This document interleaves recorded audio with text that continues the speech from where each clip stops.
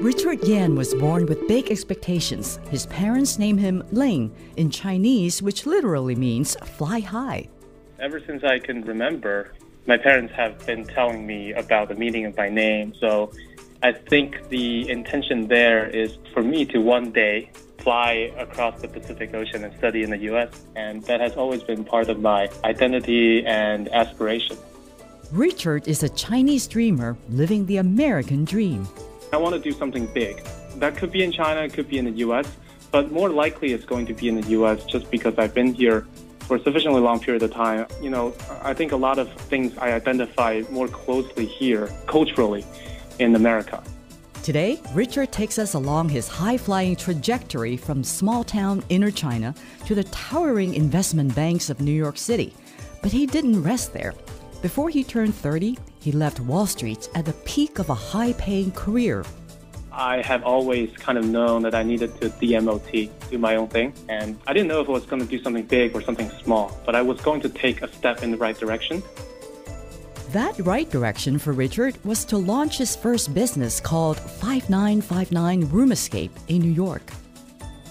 I'm Mabel Chan, and this is One in a Billion, a podcast about China through the voices of Chinese millennials in America.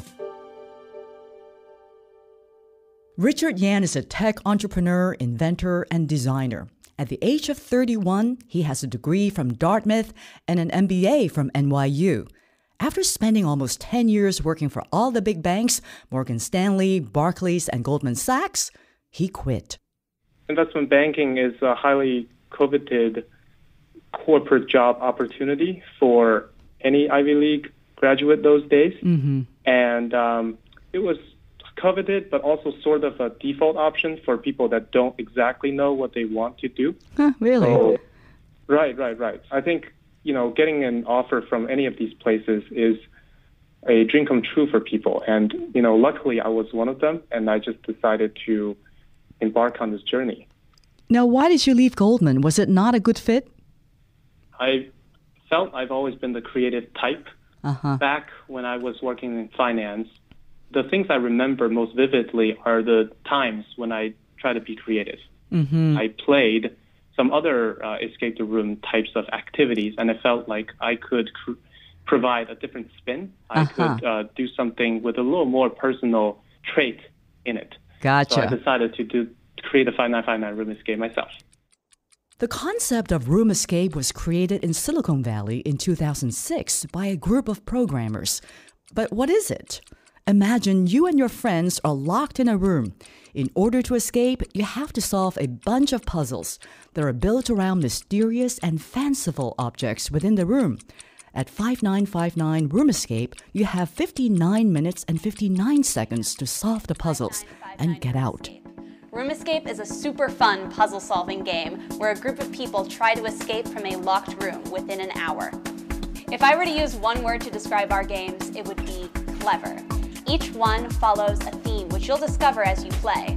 Each of our rooms follows a classic story, but you don't need to know it before you play. Think of it as watching a Sherlock... Who are your customers? We have all kinds of people that want to play our game.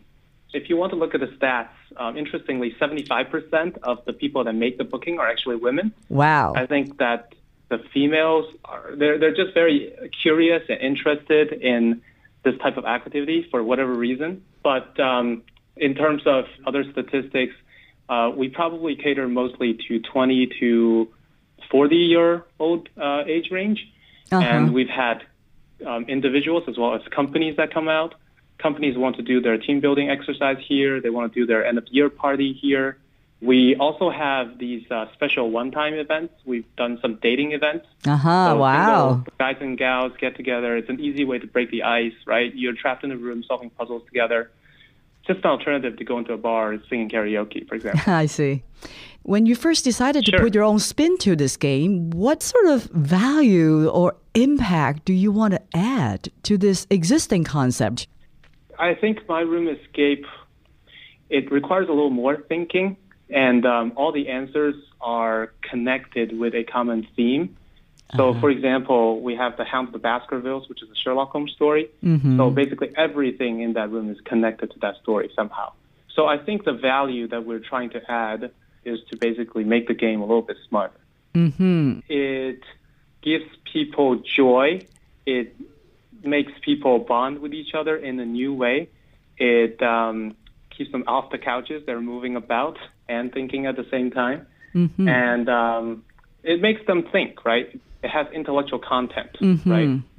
I believe anything that makes people think is a form of education. And it's very difficult to say education is not a socially desirable product. Although Richard has firmly established himself in America, he hasn't forgotten where he came from. I actually was born in inner China. The city is called Wuhan. There's a term for it. It's considered the stomach of the world. Because if you think of the map of China as the body of a human, the location of my home city, Wuhan, is actually like right where the stomach of a person would be, I guess. And it's also got the Yangtze River flowing through it. Agriculture has always been a major component for the economy of that town. And it's been a major producer of various agricultural products. And that's another reason why it's called stomach. But in the 1980s, when China began opening up a select few coastal cities for foreign investment and economic development, Wuhan was not chosen. Shenzhen was. So Richard's parents decided to move to Shenzhen when he was just 6 years old. I had the fortune of being exposed to the Western world earlier than a lot of other places in China. Shenzhen has the second largest stock exchange in China. Oh, wow. You know, I remember some of my teachers, right, back then they had beepers, and their beepers, instead of cell phones, right? That was in the 90s. There would be like stock prices showing on their beepers. And actually, a lot of people are trading stocks as a way to, increase their wealth. So as kids, you see these types of things. You're exposed to a very commercial world. Now, I would say Shenzhen and Beijing both are like the Silicon Valley of China. There's a lot of money in there. Basically, all the conditions are there for good startups to happen. Does Richard see investment opportunities for himself in China? China has changed drastically since I left, right? I mean, I go back once a year, once every 2 years, and every time I go back, it's a little bit different. So the rising middle class, the large consumer demand call for many, many different types of businesses. And I'm very excited about that change. Where are the sweet spots? Well, I would say that China is intensely competitive. So, like, for example, Groupon tried to enter China, and there were 5,000 copycats. Wow. So imagine 5,000 Groupons in China all competing for this market. Wow. So I think the sweet spot would be something technologically significant. If someone wants to do something great in China, whatever product it is, it needs to have some kind of technological barrier, because anything else would just get copied instantly.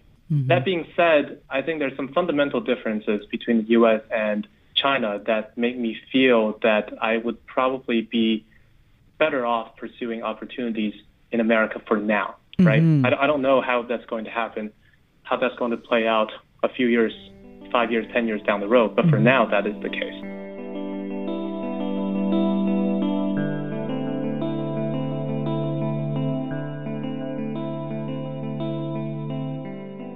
As you moved around from city to city, school to school, and job to job, what moves you? What would you say is the core and center of why you would invest your creative mind with your time or your money?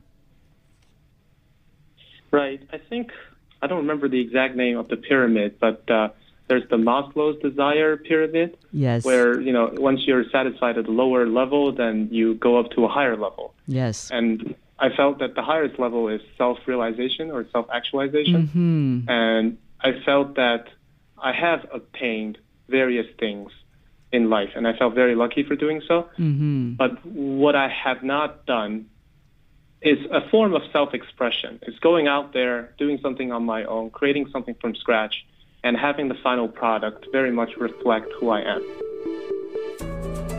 Richard Yan is now living in San Francisco, working for a hedge fund, and growing his business in New York.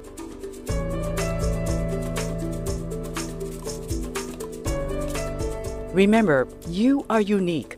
We all share a lot in common. I'd love to hear your story ideas or comments for our podcast. Just go to our website at chinapersonified.com.